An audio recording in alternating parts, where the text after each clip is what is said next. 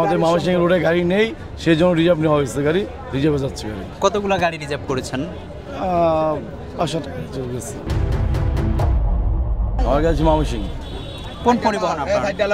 এটা হচ্ছে রিজার্ভ পরিস্থান।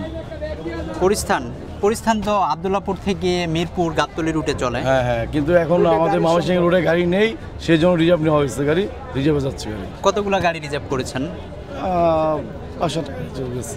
5-7টা নিছেন। এই যে যাত্রীরা বলছে 200 টাকা ভাড়া 400 টাকা দিয়ে যাচ্ছে। 200 টাকা বা 400 টাকা যাচ্ছে। যাওয়ার সময় তো গাড়িটা যাত্রী হচ্ছে, আসার সময় কোনো যাত্রী নেই। আচ্ছা, ঠিক আছে, তো এই টাকাটা ব্যাকআপ করা লাগে। গাড়িওয়ালা যাচ্ছে না, কম যাচ্ছে না। তাহলে হচ্ছে আপনারা যে গাড়িটা ফিরবে তখন যাত্রী পাবে না, অর্থাৎ ফেরার টাকাটা আপনারা যাত্রীদের কাছ থেকে নিচ্ছেন? না, এটা ঈদের সময় একটু 19-20 হয়, এটা সবাই জানে।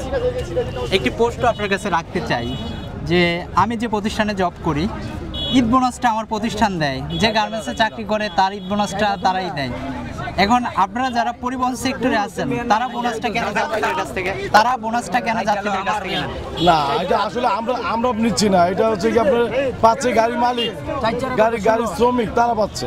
আমরা তো আমরা যখন গাড়িতে যাত্রী যাচ্ছে, যাত্রী প্রতি 20 টাকা পাচ্ছি কমিশন। এইটাই আমরা আগেও 200 টাকা বিক্রি করে যাই, যেটা পাইতাম, এখন এই টাকা বিক্রি করলে এই টাকাই পাই। টাকাটা পুরোটা যাচ্ছে গাড়িতে।